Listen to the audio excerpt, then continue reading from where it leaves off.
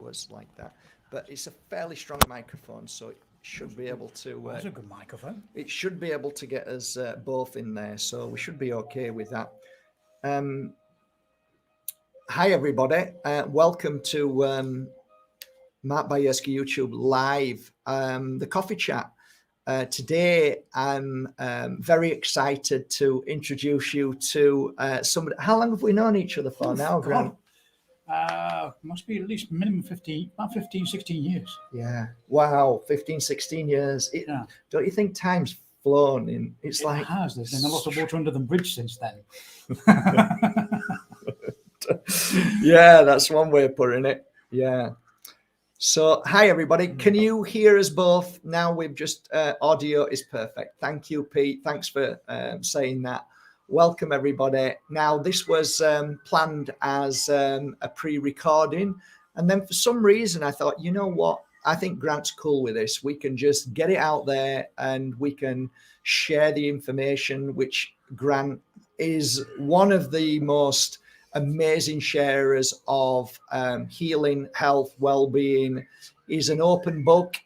He's learned so much in his life, if you don't mind me saying. He's definitely somebody who is a healer, both mind, body, and physical. So the number of things that Grant's achieved in his life is incredible. I would say that on the coast, he's extremely well known. I have dyslexia, so when I first met Grant, I was calling him Foster Grant, as in the sunglass, as in the sunglasses. Agent, I used to call him. I don't know, is it Agent Foster Grant from Midnight Run with Robert De Niro. You must watch the film; it's fabulous. But yeah, Grant was always one at the shows, which I started off probably 15 years ago. Then 15 years ago. And I automatically, after I'd finished my day's work, I went straight to Grant. And I can honestly say this, Grant, there's not many people who I allow to touch my body. And you're one of them. Thank you. And the reason why is because you've got good energy. You keep yourself healthy. You cleanse, you clear, you're so, I think, you're attuned to frequency, energy, and when people are in that kind of frequency, you're drawn to them. You're just drawn to them. You don't know why. And you always had tons of people. I had to book into you in the morning to be able to get whatever I needed for the end of the day. You know, it was always that challenging. Yeah. So, Grant, thank you for being here. Thank you for inviting me. Yeah, there's enough people on now that we can talk. So one of the things that I want to share with you guys is that the conversation was, many people keep asking me about the physical. Is it connected to the emotional? Meaning that if I've got a pain in a certain part of my body, is there or could there be any connection to the emotional life that I lead? There's definitely a connection, you know, and the more I read, the fact that I've worked with people, when I'm working with them and asking them questions, you find through them talking to you that there is an emotional connection. You know, we're to do with everything. There's an emotional connection in some way. It's just most of the time we relate it to other things. So more often than not, the shoulder area can be you're taking on too much. You're taking on too much in your life and you're not spreading the load. So if you're taking on too much, it's time to unload, to take away the pressure from the emotion. And in a healing sense, the physical healing, as you are also a physical healer, which is a sports master. Would be right to say you practice this in your life? Yeah, there's one or two other things I do as well. Of course you do, but what I mean is, on a physical level, is that the first thing you would go to, and then you would work on the emotional, or how do you work now? Because now I'm concentrating a little bit more on the emotional, because it's easy enough to deal with the physical. The emotional part, once you've dealt with the physical, if you're lacking in dealing with the emotional part, it will return. So what you're saying, it keeps coming back then? It will keep coming back, time after time after time. So it's good if you're a healer of physical, because you've got clients coming back God, all the time. That's great. It's But fantastic. but you want them to heal fully, which means, hey, it's up to you. Do you want to go the next step? Yeah. And I'd rather deal with people and then not see them because they're on the way, they're healed. Beautiful. Because you're going to deal with the symptoms as well as the actual root cause. Once you've done that, I'd rather get the person on their way to live a full life and not see me so often, just as recuperate for the muscles. Right. And then once you've like me. Yeah. And once you've dealt with the emotional stuff, yeah, then you just come back and my body is a bit tired. Rather than saying I work on the premise that you've got two people, I person and the I person. So if you associate my body is aching as opposed to I am aching, when you associate I am aching, you associate everything with it. So everything becomes emotional. So that's a negative then. That's definitely a negative. So how do you change that then? You want to separate the I am aching. So that means you're aching all over them. If you say my body is aching, that means the soul. It's a separate entity. It's a separate entity. The soul is different. Brilliant. So that you can work on the body and then also work on the mind as well. This is really important, eh? So it is important that you try and separate the two, because if you say like you own anything, say for instance I'll use a diabetic. I am a diabetic. You'll inherit everything to do with all the symptoms to do with diabetes. You could be basically, are you reinforcing or you're creating? Both. Wow. Because the more you say, I am, it's like digging a path. It's like digging a trench in the World War. It gets deeper and deeper and deeper. Wow. And if you say, my body is suffering from a condition known as diabetes, it gives you something to deal with. Right. Okay, my body's suffering with it. How do I recompense my body away from the diabetes? How do I change that? Right. Makes sense, eh, guys? What do you say? Do you all agree with that? I did mention a few times in the past that cancer, I always used to say, that the ones that healed from cancer used to say, no, it's just something that's passing through. It's something that I am not the cancer, it's passing through. It's an energy that I'm clearing away. So do you believe that every symptom, every issue in the body, do you see as an energy that needs to be shifted? Yeah, it is an energy, because within every person we have cancer. And it's what and how do we trigger that? And usually from a negative energy. And most of those negative energies come from all sorts of places. When we're in a child, from our parents, from our grandparents, from our friends. Most people forget that kind of thing. Friends can be quite cruel when they're young, and that stays with you. You get your teachers, everything. And we create a model based on that. Right. The thing is, when we get to an adult, that model is no longer working. Yeah. So you're busy fighting that. Yeah. And it's so true. You're fighting it, eh? Yeah, you're fighting your past. You're fighting the conflict. Yeah. And some people can deal with it okay. They manage to deal with it. Other people, unfortunately, it can trigger cancer. It's not one of the main one is usually the negative energy that's within us. So we've all got cancer within us, and it's how do we keep away from triggering that? Why is it that we were born with this God-given body and it's got cancer in it? It's a case of how we say everybody's got something to deal with, and those who develop it. We're born with all sorts of things. We have a pact before we even come here of what we're going to deal with. Right. So, maybe difficult for some people to realize, we actually choose our parents before we come here. And some people believe that, some people don't. So it's what fits with your model of the world. Sure. Neither one's wrong, neither one's right. It's some people will believe that, some people don't. So you're dealt with these cards you have to live with from before. Is the point being that we live an earthly life without then disease and issues, or we come here to learn from the issues and the conflicts and the? I think we've come here to learn.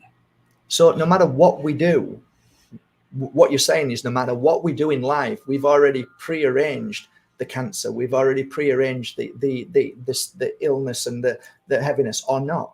There are some thoughts on that, and there are some thoughts we develop it basically from what we've negative energy from when we're childhood, on negative thoughts and negative emotions. But if we've chose the parents, then we've chose those negative thoughts and the pains and sufferings that we go through. Some of them, yes, not all of them. A lot of them are developed from pre-childhood, around about. Do we come to teach our parents as well then? Do you think? Well, sometimes there's a theory that we work within a field of 40 people. Right. So at some point we've met in the past. Right. We know each other from the past. I agree with that. You know, and there's roughly 40. So your mother could have been your daughter in a previous life. Right. And basically you turn, then the roles change. And why do you think that is? Why would you think that is? Why would we go back to the same 40 all the time? It's basically the big family you're within. So you have to work through certain situations, and then after a period of time you don't come back. Once you've sorted that, you can choose to come back or not. Sorted what? You mean learning your life purpose? What do you think that most of us actually understand our life purpose? No. And why have we forgot the life purpose, or do you think that it's been deliberately taken away from the memory or the consciousness? In a lot of cases, our life purposes we have to refind, right? Because the majority of people struggle to connect to the higher self. Totally. You've got three brains. Right. You've got your conscious mind. Yeah. Your subconscious or your unconscious mind, and then your higher self. Wow. So your higher self always thinks you're perfect. Wow. Is that the ego? Or? No. The higher self is like a level. And are we perfect? Well, according to your higher self, yes. Is that a good thing? The unconscious. It depends. If you say, should I go? Should I go and live in Timbuktu? Yeah. And your higher self will say, yes, perfect. Yeah. If you then ask it, will going to Timbuktu serve my higher spiritual purpose? It'll probably say no. So it agrees to disagree, and wow. Yeah. So it can confuse us. Is that why a lot of people get confused? Like a lady said to me the other day, she was about to, she created something and then went to somebody else who said, I can make this happen. And then she found out that that person wasn't the person that her higher self thought it was. Yeah. I mean, it's also the unconscious mind can a lot of the times get things wrong. Jesus Christ. It's a complicated thing then, eh? Yeah. And the main thing is to go with the flow. Go with the flow.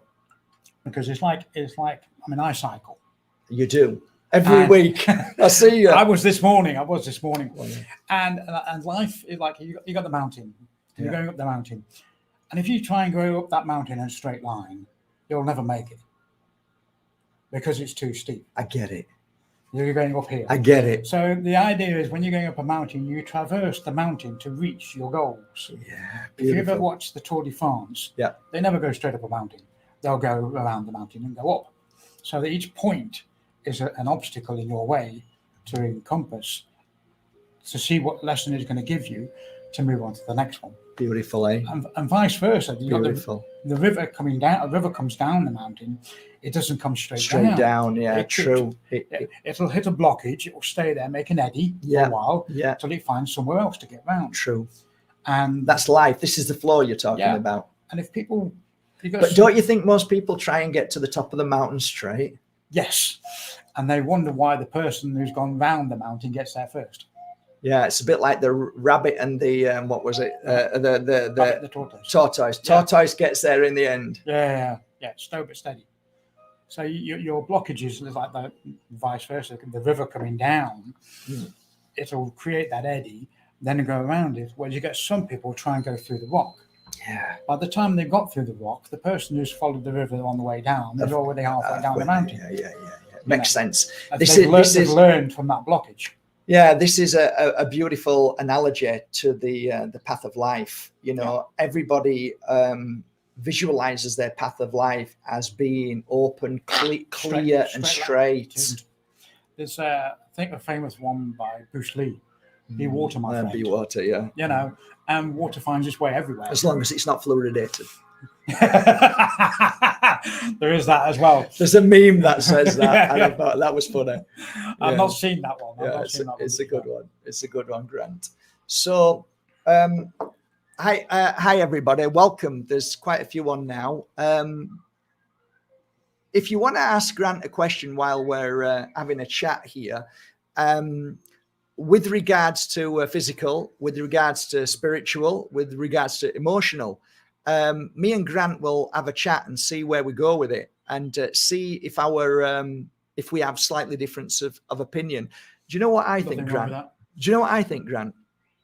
I think we all come at it at a different angle, but we all go to the same kind of place in the healing sense. Yeah. We come from different perspectives, but ultimately the answer is the same. The root cause is the same when we get to it. Yeah, it's like sometimes like doing a maths problem. Some people find an easy way to do it, and some people find a long way to do it, and they'll come up with the same answer. That's it. This is how it feels. You know, it doesn't matter how you get the answer, or your journey to find that answer. Yeah. And each person's journey will be different to each person. Exactly. Some people like to delve deep. Some people like it to be more powerful, and some people just are simple. Yeah. And I'm the simple guy, and I just come up with a simple answer. Whereas some people, you know, they sometimes sugarcoat things, which is also, some people need that. Yeah. Some people like that, like, oh, is that it? Is it that simple? Oh. Whereas if you give them all of oh, right, this is beautiful. Yeah. But I think each person is unique to their own journey, and we're like magnets to certain people. We are. We create our own tribe. Yeah. You know, and it's, you know, with a lot of the work I do, there's lots of people doing what I do now, and you'll attract a certain clientele all the time. So there's, you know, no matter what I do, there's always enough for everybody. Yeah, good for you. Always enough for everybody. Shirley used to say that. She's on my wall, Shirley. Do you remember Shirley? I remember Shirley, yeah. What was her last name? Because it was French. Shirley Les Chemanon. Wow, it was too posh for me. I used to say but her real spiritual name, she used to call herself, was Joy. Do you remember that? Yep. That was a while ago. She helped me along my journey, and we even now, every now and again, she'll come through and she'll give me a kick up the arse. Yeah, it's quite funny, because I have a part of my thing at night. I have a little gratitude to who I thank for my spiritual journey, and she's on that. So exactly, she's on my wall, and like so you. I'm gratitude for keeping my spiritual path going while I was here. Yeah. So I have what I call my famous five. Beautiful. So I have gratitude for my spiritual path. Oh, that's nice. And the people that helped me along my path. The other one we used to have down here was Jennifer McKenzie. Oh yeah, she was a lovely soul. Yeah. What a lovely soul. Yeah. And she's moved into the light now, right? Yeah, she's moved into light. Yeah, about 12, 18 months ago. And Jacinta went as well. Jacinta went as well. Yeah, so we kind of knew a few people here together. So it wasn't that big a community, eh? If you think about it. It was kind of small, really. When we had we call them farriers over here, don't we? Yeah. For mind, body, and spirit, was that more often than not be the same tribe. Yeah, odd one would come from the UK or somewhere, but predominantly it was one set of people. Yeah, one set of our tribe, as we like to say. Yeah, brilliant. So, right, guys, we've had a right chinwag here, burning of the stomach. So, do you want to go first with burning of the stomach? Burning of the stomach, usually stress. You know, stress causes so many problems. In the stomach. Yeah. IBS, because we've got three brains. So you got your stomach brain, your intuition, your instinct, depending on your theme of thought. Then you have your heart, and then you have your mind. And your stomach and your heart send more messages up to your brain than vice versa. So the brain just keeps you ticking along, but that will send messages on how you're feeling. So you come across an instance where you're angry, Yeah. And that upset starts IBS and all sorts of kind of problems. Yeah. You say, well, I feel angry about that situation. Yeah. Now you've got a minute, roughly a minute, to think, well, okay, is it that important? 1 minute 1 minute. to stop that IBS from kicking in or the pain. Before it goes up to the brain. Right. That's So your consciousness feels it before the brain. Yeah. So wow. So you'll feel it. Yeah. You'll go up to the brain. The brain will then give you more reasons to be angry. Yes. Yes. Oh, what about when your boss did yeah, this? What about yeah, your boss did that? Or the fear of the worry of what's about to happen, and so that sends it all down. Back down again. Back down again, and then that gives you reinforces everything. Yeah. So anger is usually the main cause. Anger and stress in the stomach. Yeah. Okay. For me, the stomach is pretty much similar to that. My feeling about the stomach is when somebody attacks you. Like my mum had stomach cancer. My dad was always abusive. She was always trying to resolve things, and she couldn't resolve an angry man. So she was always in that place of not knowing. So that fear of the unknown, of what possibilities could happen in the negative, not the positive, caused the stomach. Plus, whatever you eat as well. I would never eat on that energy, because you'll fuel it, you'll make it worse. Drink plenty of water, in my humble opinion, and heal yourself. Learn to heal. Put lots of natural oils on the stomach and do some self-healing on the stomach. But anything else that you would recommend on a physical level with the stomach? On a physical level, of course, you've got the viscera, which is part of the stomach, the surface layer. You can start massaging that.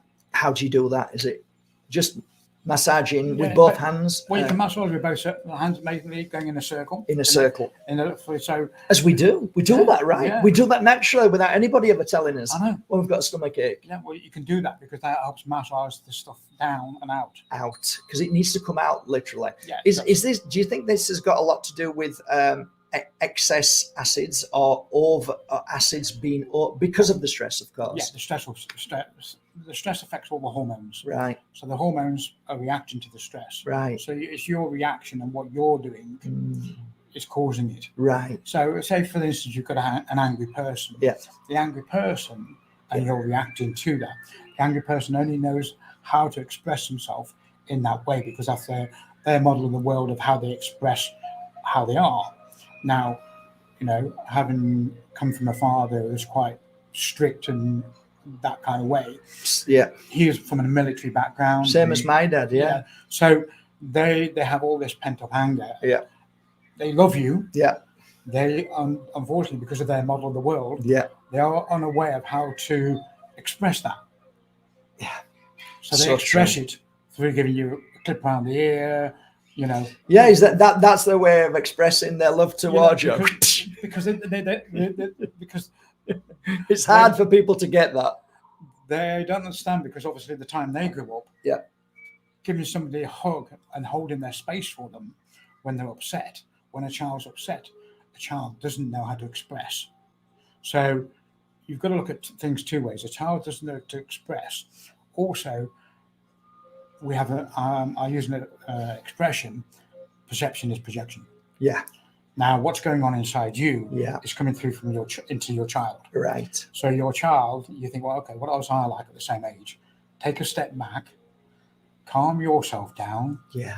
And then go back and talk to them in child language. How are you feeling?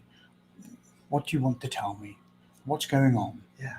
So you can give them the energy without giving them a clip around the ear roll. So interesting. Without giving them a clip around the ear roll. So they're then without fear of expressing their emotion. And because the two of us, we grew up in a time where, for men especially, expressing emotion without being strong at the same time. Yeah. You've got to be strong to express emotion. Yeah. And feel comfortable with that. For sure.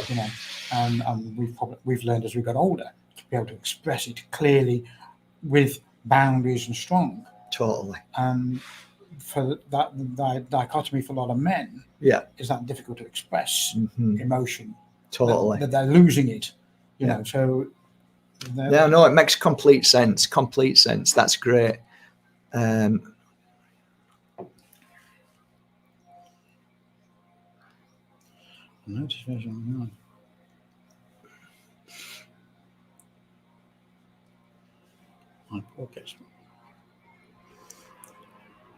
Cats get stressed as well. Yeah, cats are animals are no different to us. In my humble opinion, I think they go through. I mean, obviously they've got the physical body DNA, the memory of their past ancestors, and that's why cats and dogs do the things that they do, lick your face or turn around in a circle before they go to sleep. But they also go through a lot of issues as well, because they've got a soul. Well, I believe they have a soul. I don't know about what you think about that, Grant. I think that I could come back as anything. I could come back as an animal. In my opinion, I've seen more love in my doggies in my life, and more understanding and more, to teach me how to be a kind of person than I have in a human. Yeah, the thing is, you see, with animals, there's that unconditional love. With a dog, with a cat, it's gone. You hit a cat and see what happens. With a dog, I've seen owners hit the dog, and the dog's saying, I love you. What are you doing this for? I love you. I love you. Yeah. Boom. With humans, there's a conditional love. There is. Yeah. It's a good point, Grant. You be a good boy. Or else. And I'll give you some sweets. Yeah. Be a good girl. We'll go and get you a dolly. Totally. So there's always with parents, I haven't been there and done that myself. My relationship now with my children is a lot different. When I was younger, obviously, I didn't know what I know now. So I was reacting from the same kind of thing. Right. And that's the way I was brought up. So you pass that on to your children. Yeah. From the way it's learned behavior. Yeah. A lot of the things we've done is learned behavior. Yeah. From great grandparents to parents, to grandparents to parents, then to you. And then it's up to you to change it. Yeah. You're an adult now, so you have to change that learned behavior. Yes. So we always have conditional love. If you put the dishes away, I'll give you a kiss. Exactly. If you put the dishes away, I'll give you a hug. Or I'll give you 10, like when I was a kid, it was 10p. You get 10 pence if you do tidy the garden. So it's a condition. Yes. Yeah. So especially within a But would you not think that dogs they'll do stuff for a biscuit, but they'll do things anyway, won't they? You're right. They'll do things anyway. They're 5 minutes later, they've forgotten about the biscuit. True enough. This point here about the bladder on the infection on the cat. For me, I'm attuning to that, and it's very much like we're talking the stress because of other cats and problems and maybe energy in the house. My suggestion would be to cleanse the house and clear the house, take the cat away, sage that, especially where the cat sleeps, sage that area or the full house, put some crystals in the cat's bed or near the cat's bed, and lay your hand on the cat's head, because I think it's coming from the head. So hand on the head and on the stomach maybe, and give a cat only needs a few minutes healing, because they digest healing 100 times more than a human does. So that would be my suggestion. Any more points on that, Grant? Yeah, it's also looking at territory. It's also a question of boundaries, and sometimes you may check with the owner.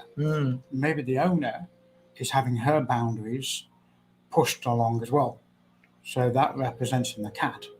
True. So there's just one aspect you can look at. It's a great way of looking at it. Yeah, totally. So when we get our boundaries pushed, we either calmly say, "Well, that's enough." Yeah, for sure. Or we hold it in. We get stressed because we don't say anything. Yeah. Absolutely, completely. There's ways of speaking. Yeah. And keeping people on your boundaries and say, well, that's a bit too much. Yeah, for sure. Or you can act aggressively or passively and not do anything. Yeah.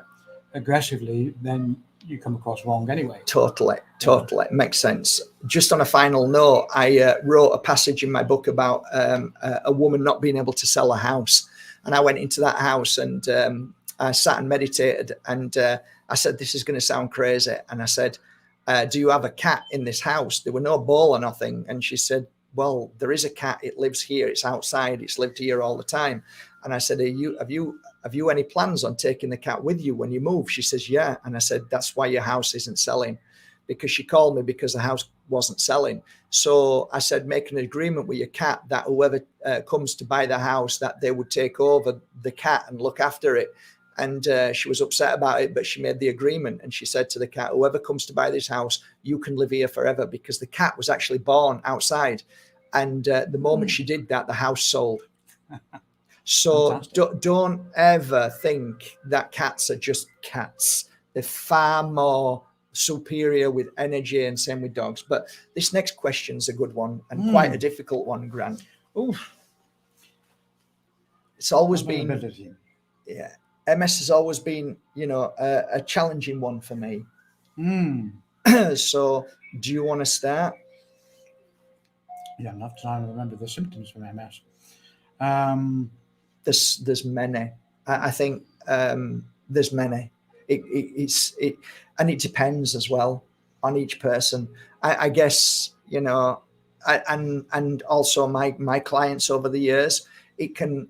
What I did notice, one thing that I can honestly say to you, is that the less stress you have in your life, because obviously stress is probably one of the major causes for all mobilities in life.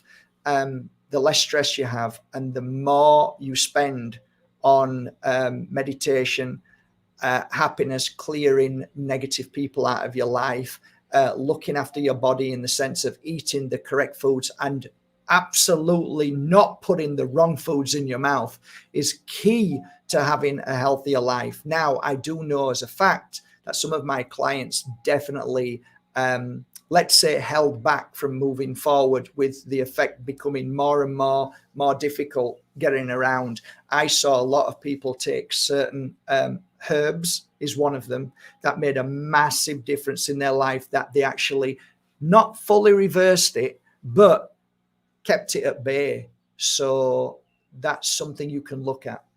Yeah, I mean, the thing is, you see, if is it hereditary, the MS within the family? The problem is it's very difficult to answer a question like that, because I think it's this MS is a real difficult one. You need to be singular. So anyway, we'll move on to another one, because like I said, that might be a little bit too much for us at the moment. They're all having a chat here, which is lovely. Yeah.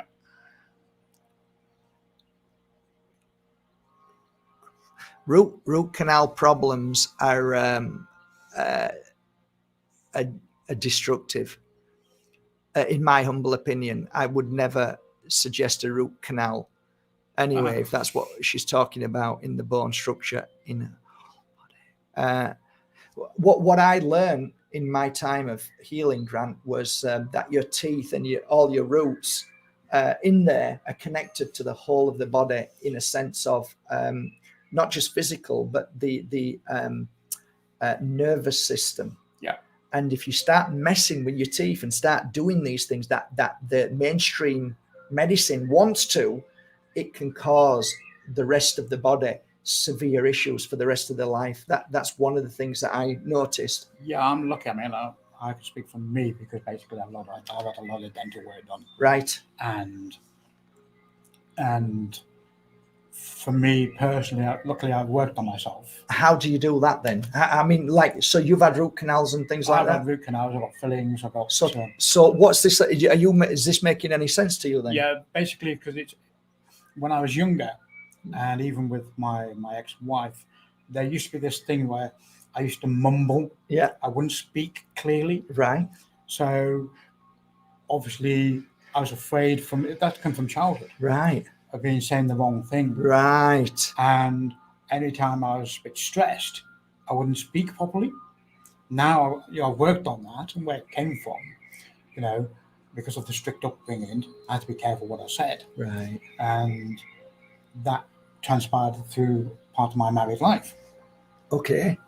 So it's that holding back on the speaking, then affects your mind, and then affects your body. Right. So that was holding me back for quite a few years. you know, my daughters now quite happily say, my voice is clear, you know, the mumbling is now gone. Right. Interesting, eh? And that, I wouldn't say that was because obviously I separated from mother. It went when I started doing the work on myself, where I cleared stuff from my childhood. So this lady, what this lady's saying is she's getting problems. It's causing inflammation In the whole body. So how would you see working on that? Because that's a physical thing. It's happened to her physically. So it's caught from the physical issue. It's caused a physical problem. Yeah, but it's more of an emotional issue that's causing the problem. Right. And that's coming through the teeth. Brilliant. So she needs to look at herself of what she needs to work on then. Yeah. I mean, this is the things like anybody that does inner child work, all that kind of thing, working right back to childhood. Mm-hmm. It's something you'd work on. That's what you'd be working on this client. This is how you'd work on it. A lot more people, you know, have problems with their child. Once you get rid of that, it negates a lot of problems. I won't say all of them because we're like an onion. I know one of my colleagues I'm working with, he does lots of stuff, and he's been involved in personal development for years. And somebody says, "Oh, you must be nice and calm and tranquil." He goes, "No, I've still got lots of work to do." Exactly. You know, exactly. Because we absorb that much information on a day-to-day basis. Yeah. You know? And when you're a child, between the ages of 2 and, so I'd like to say 10, it's usually a bit earlier. Yeah. Between 2 and 10, you have no filters. True. You absorb everything literally. Literally. It's true. The good and the bad. So we're like a Hoover. Yeah. Yeah. We suck up everything. Yeah. And over a period of time, we believe those things, we hold them as true. As we get to an adult, we find they're no longer true, but the brain is still running that truth. Yeah. So it's almost like in the computer holds this information, and no matter what happens, it fights with new truth. Yeah. And this is what you need to break away from. Yeah. This unlearning kind of thing. So how do you do that, Grant? Well, how do you unlearn? Unlearn? Yeah. I mean, for some people, they're quite good. They can just do it by a book. Some people can do it by meditation. I mean, meditation now, it's a good way of escaping. It's better if you focus your meditation on things you want. A lot of people focus their attention on things they don't want. Right, that's true. So what happens is, like, say, for instance, I don't want to be poor. Right. You know, yes. So basically they're running backwards to rich, but they're facing poor. Exactly. So at one point they get to rich. Oh, I'm rich. I don't want to be poor. Foof, back again. They go. You know, that's actually very true. Yeah. Another one. I don't want to be fat. So you lose the weight, and then back again. And then you're back again. Yeah. I want to be slim and healthy. There's a big difference. Beautiful way of putting it. So you put everything in the context you want or you have. Beautiful. I have lost the weight. I have lost 3 kilos. So you put it in the present tense. I have lost it.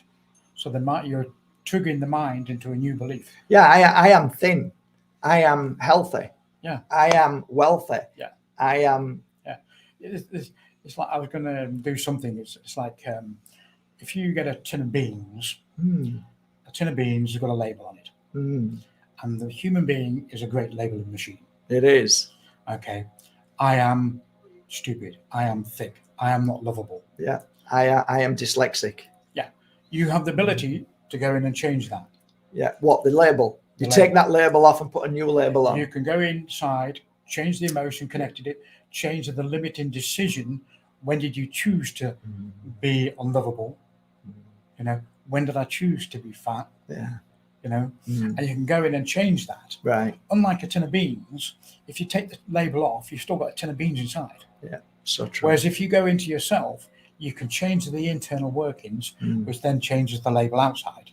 So it basically starts from within. Everything starts from within. Yeah.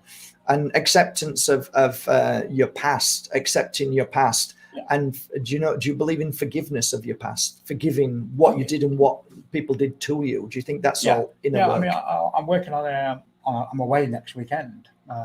This weekend coming on Hawaiian technique, which is all about forgiveness. It's called Huna Ho'oponopono. Now, basically, you learn to forgive people, and I forgive you, you forgive me, and you can cut the ties. You've got to look at the context. Do you think people do actually forgive people when they say that in general? You've got to forget the act. You forgive the person, because we are more than our behavior. Yeah. We are more than that. For sure. So forget the behavior. You're not condoning it. No. You're forgiving the person for giving the person. For giving you a lesson. Yes, for giving you a lesson. Yeah. Beautiful. So doesn't mean you condone the act. Yes. Because the person was acting out of the model of the world they had at that time. Yeah. Because they so what you're saying is you actually not only forgive that person, but you're actually understanding what that person gave you and why that person gave you that. You have to look at the whole scenario to heal the scenario. Yeah. And then you can just cut the ties with it. Yeah. So one step further, I love you for what you did to me, even though how bad it was, or can you just not? I wouldn't. For me personally, this is me personally. I wouldn't use the word love. I'd forgive them. You wouldn't love them for it. You know. Would you be thankful for it? I'd forgive them for giving me a lesson. I would. In some cases, you can be thankful, because some cases you learn so much from them, though, eh? Yeah, you do learn. You know, there's an phrase by Mother Teresa. You know, what's the expression now? She's up there on my wall. Yeah. Don't judge anybody until, I can't remember the expression now, unfortunately. Doesn't matter. Yeah. But what was she trying to say? Well, what was the kind of meaning behind what she was trying to say? Don't judge anybody until you've been in their shoes. Exactly. And you either learn from them, or you can help them. Right. You can either learn from them or help them. Interesting. So one or the other. Interesting. So her point of view is trying to help somebody when they did something to you. My take on it is my dad did what he did. I don't forgive it. I don't forgive his actions, but I forgive him. Yeah. And that helped me at the beginning of my spiritual journey. Oh yeah, I mean, I certainly did, because I mean, my particular instance when I was my child, mostly beat the crap out of me, you know, and you know, after that day, he never touched me again. Right. Never touched me again. Really? Yeah. Because he knew and he understood. No amount of physical beating would put me down. Yeah. Because I just got back up and went back at. Wow. Got back up. Shows how strong you are. But actually, thinking about that, Grant, I've noticed in a lot of people who didn't conform to what people did in these past 3 years, that the ones who have that kind of that inner power, even after being, like, for me, I had the same thing by loads of people, my dad, teachers. I got back up and I wouldn't let them get the better of me. There's something inside that says no way. And you were clever enough, you were sharp enough to stay away from all of the madness that happened, and you worked your way. I don't have television. You know, I'm sorry, I don't. Answers a lot of questions, doesn't it? I read a book. Yeah. Smart move, mate. Yeah. I got one phrase from my stepdad. My real father, I never knew. Yeah. My stepdad, and I always carry this with me, you know. So I did forgive him for, you know, and it says, "Son, you could always land in shit and come up smiling." Exactly. And I've always carried that with me. Yeah. And when what happens, if you use that phrase, you can land in shit and come up smiling. Yeah. Because remember, out of shit comes growth. Absolutely. You know, so right. Well, you put a load of cow dung there and the vegetables. You'll get vegetables. Yeah. No, you're right. It's the way you look at things. It's how you see things. And our brainwashed programming from a child teaches us this idea of that good and bad. Bad, you're punished. Good, you're rewarded. That is so abusive in so many ways. This is why I've gone back from the unconditional love from our pets. You know, is that everything is rewarded. good and bad behavior. Yes. So you'll so and true. that goes into relationships as well. It does. It does. You know, if you're with me, you have to have the same as I've got. You've got to have the same wealth that I got, or else I'm having to lower myself down to you. And this is the programming. This is the programming. You know, it's like, in a relationship, if you keep the house clean, I'll take you exactly. Here, and yeah, this is your job. This is my job. Yeah, and it isn't. It's a mixture of the two. You know, couples should work together. Yeah, and the dynamics in the relationship is most of the time, and it's great. We're designed to be sociable people, so we're designed to be in a relationship, really, because when you're in a relationship, you're working with yourself, and the person's working with themselves. So I think that's in an ideal world. Yeah, that would be an ideal world, but I think most relationships are dependent on one another, or one is dependent on the other, so that one person is like, oh Jesus Christ, sort yourself out, or oh, please tell me you love me, please just tell me, it's always about reward, like you say, and acknowledgement. And as you mature and you've worked on yourself, as you have, you understand that. Well, get in there, mate. Yeah. The relationship is that basically that help that person grow. Yeah. And they help you grow. Yes. So you grow together. Yeah, through good or bad, through all emotions. Yeah, through all emotions. Because I've noticed that in relationships, some relationships don't grow. Yeah. I've seen they're stagnant. Nothing's happening, or one wants to grow and the other doesn't. So one then stays in that same energy. Yeah. So it's sometimes. I mean, I know a relationship where there's a lady in personal development, and her husband is not interested in that thing. Right, but that's okay as well. Exactly, and they've been together for like years. Yeah, that's okay as well. Yeah. If they're happy with that, if they're both content with themselves, basically. When they're together, they talk about loads of other different stuff. Yeah, exactly. Kind of So their interests are different. Yeah, as a couple, they grow, and it works. It's worked for they've been together over 30 years. Is there such thing as a perfect relationship, Grant? Well, with the relationship, we're always working on ourselves. Yeah. So basically, when your partner's giving you shit, you think, okay, where's this coming from? How have I been with me? Yeah. What have I done to help create this? Is that what you're saying? Yeah, basically. So if you're a boss in work, and you come home and your partner gives you a you think, okay, where have I done that with somebody else? Really? Is that how you'd look at it? And because it comes back to you. It comes back to you. Do you think that's in your energy frequency, or is it just part of the lesson that you now have to learn? It sounds a bit like karma. Well, we create our own karma. Yeah. So we've got to learn from that. And, it's like when people are judging.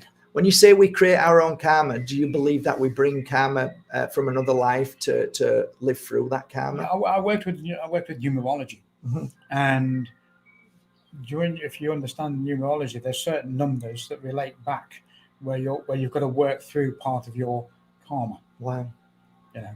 And it's quite funny. Most people don't realize your numerology is based on your name given at birth. Wow. Not what's on your birth certificate. Wow. So if you say for instance when you came out your mum's stomach, and for some reason they decided to call you Twinkle Toes. Yeah. Oh, and he got lovely little toes, Twinkle Toes. I get it. That's Twinkle Toes. And then, so for the first, and they hadn't given you a name by this time. Yeah. Your actual numerology name is Twinkle Toes. Right. Mine was Marco, but mine called Mark, M-A-R-K.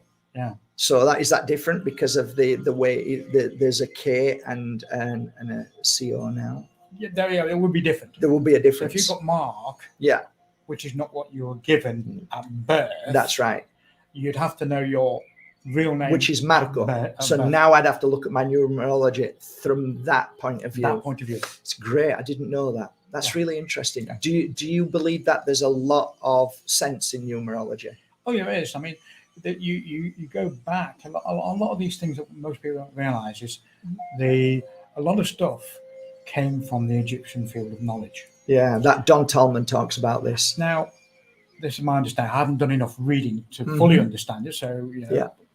I'll hold my hands up if I'm slightly wrong. No, it's great. Is that the numerology, astrology, tarot card readings were all about finding out about self. Oneself. It was about inner work. Yeah, about finding out about yourself.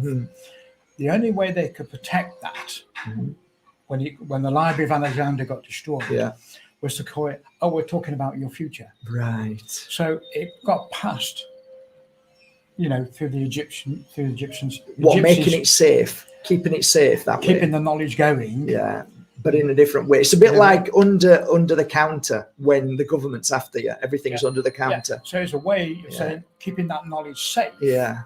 So that it could evolve. Yeah. But so we've lost a lot of the true meaning then of everything. Yeah. Astrology is all about self. It's not about the future. Tarot card reading is all about self, not about the future. But yet we still use them for the future. Well, yeah. And that will determine on you. If you're having a reading and you write it down, stick it away. Because the chances are, because it's predetermined into your mind, that's what's going to happen. I say shelve it. Exactly. I say shelve it. Once it's done, shelve it. You're right. It's brilliant. And brilliant. After if it's for 6 months, get it back out after 6 months. And just have a look and see what. Yeah. That is the way. Yeah. Basically, what it is, it just confirms that we do have a destiny, and that destiny is preordained. It's going to happen one way or another. Yeah. And I think card readings are just there to confirm that. You know, the destiny of ours, we do have free will. We can make different choices. But what I did notice is that throughout all my customers, no matter what was said, they ended up doing it in maybe not the way that you thought, but it bloody came in a certain way. Yeah, and also there's the time element. Yeah.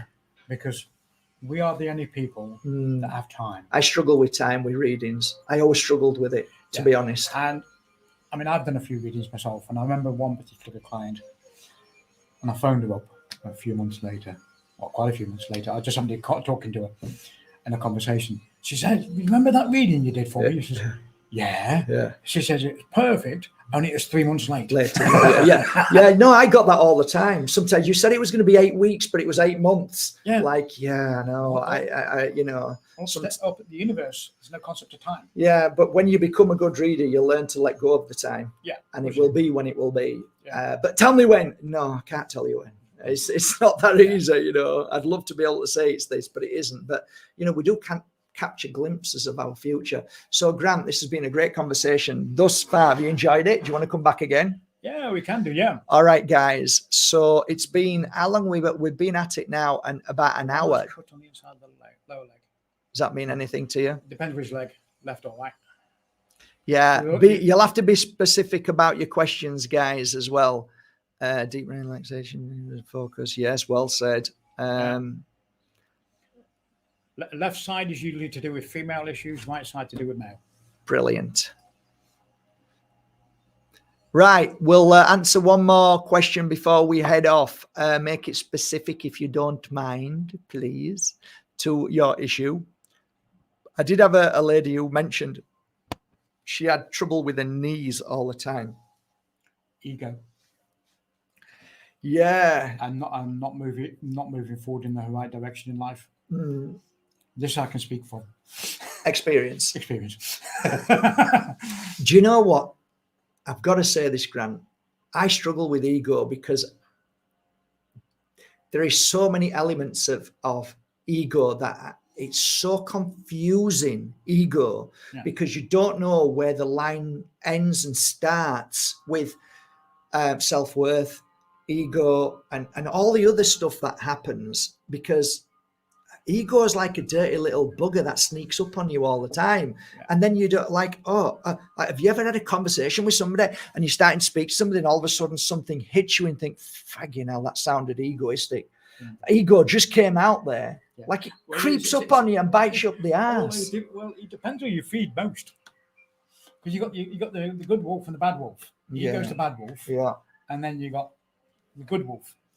So if you feed the ego, she'll get there. So yeah. All about me. Yeah. So there's a great book by David Hawkins. It's all about the ego. And I've read little clips of it, and it's fascinating, the stuff that comes out regarding the ego. And he's got another book called Power versus Force and Levels of Consciousness. Now that's fantastic, you know. I wish I could read, mate. I've got dyslexia, so. But anyway, just my take on this, guys. Knees to me is this is how I used to work. Knees are a really powerful place on the spectrum of power points, which some people call chakras. I used to do a lot of work on the knees when I was actually kneeling down and my customers were sat down. I'd place both my hands on the knee and work through the energy of that. That used to heal a lot of stuff. So that's a great, you'll naturally do it. If you sat down, you'll put your hands on your knees. That is a way of healing yourself. But what I found with that, and this is just my own take, knees are to do with you not being able to get up and do what you're meant to do, or you are under pressure by either a boss or by your life that you struggle to get up and do what you should do. So there is thoughts and feelings of you not being good enough or strong enough to be able to stand up on your own 2 feet. Therefore, your knees will be in pain. That would be a little bit of my take as I worked as a healer. I tend to agree with you.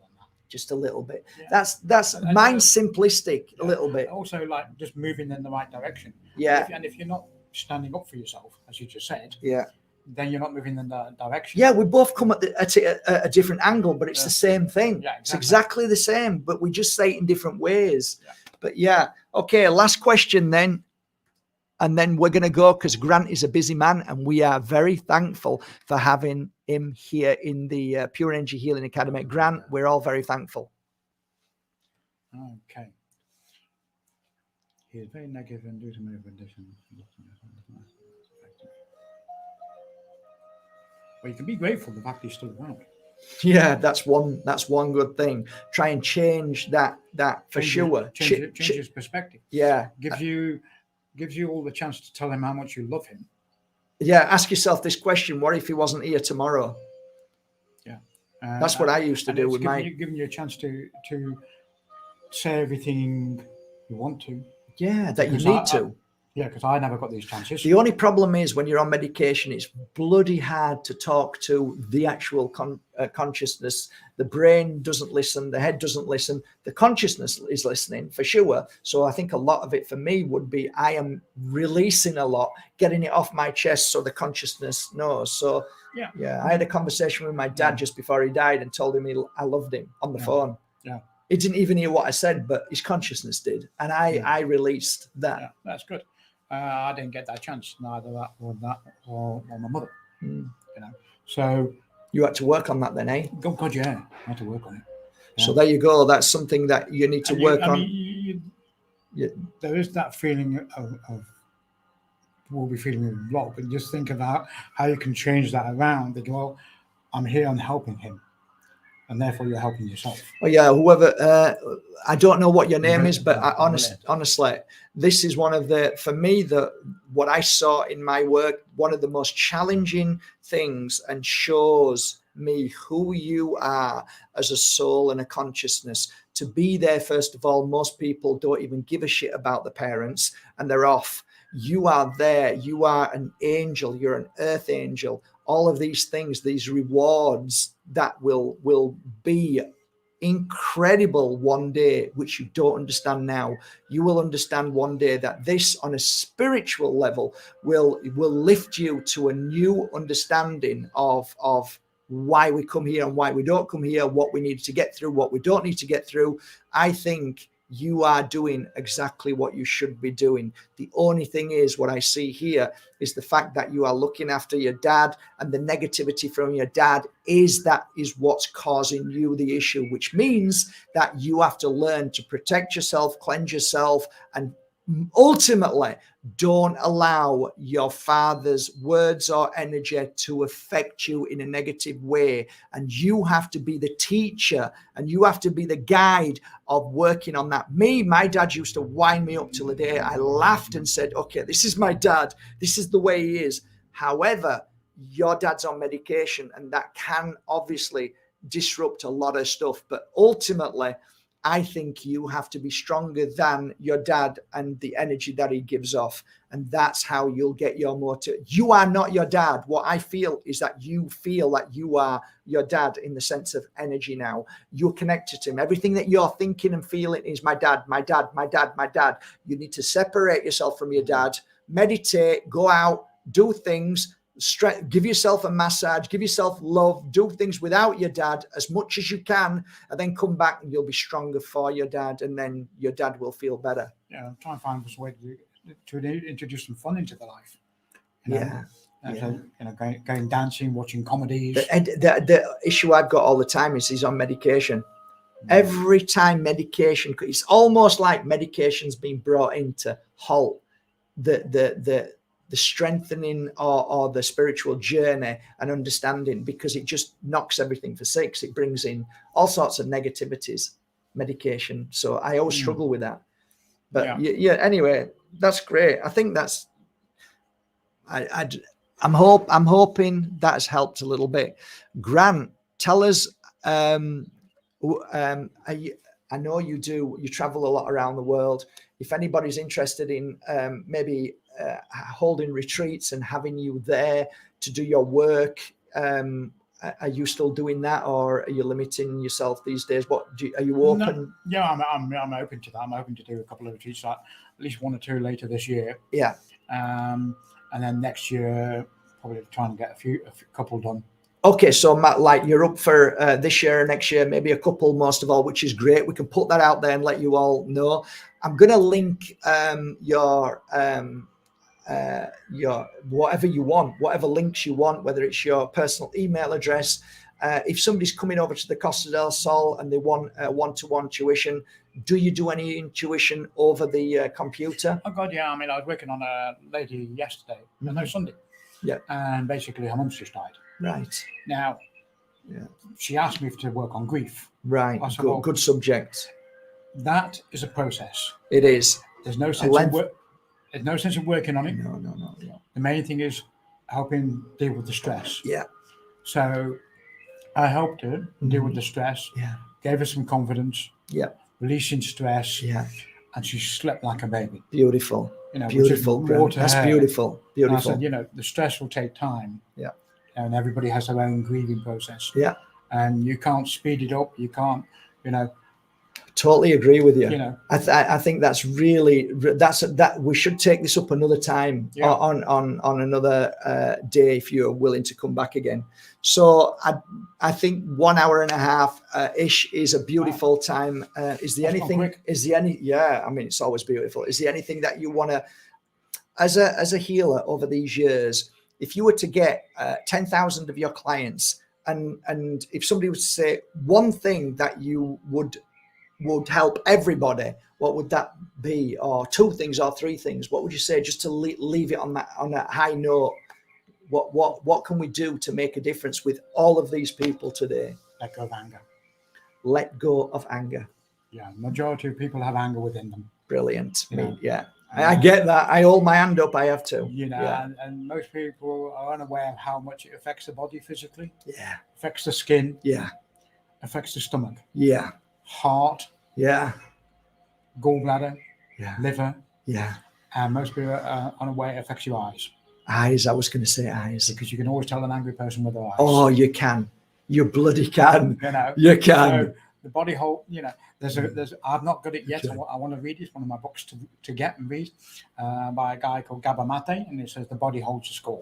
It does. Do you know what, mate? I love the fact that you are always learning all the time. It's Shirley used to say something that, you know, the fact that everything is a continuation. Yeah. Everything is a continuation. Well, it's like the brain never stops growing.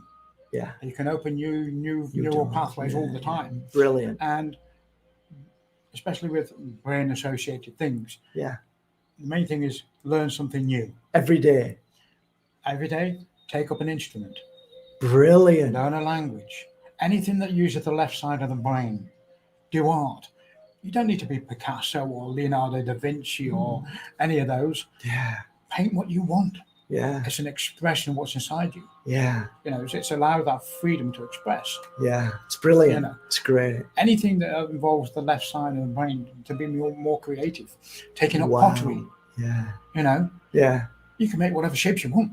Of course. Yeah. You know. Yeah. It's great to be creative. And go out for a walk into Mother Earth and go for a bike ride, or you know, I mean, you will live your life with your bike. Now your bike and you were like best buddies, eh? Well, I don't do so much easier as much as I used to, just twice a week. God, I mean, gone are the days when I used to do 200 kilometers a week. Yeah, you blow me away, Grant. You're amazing.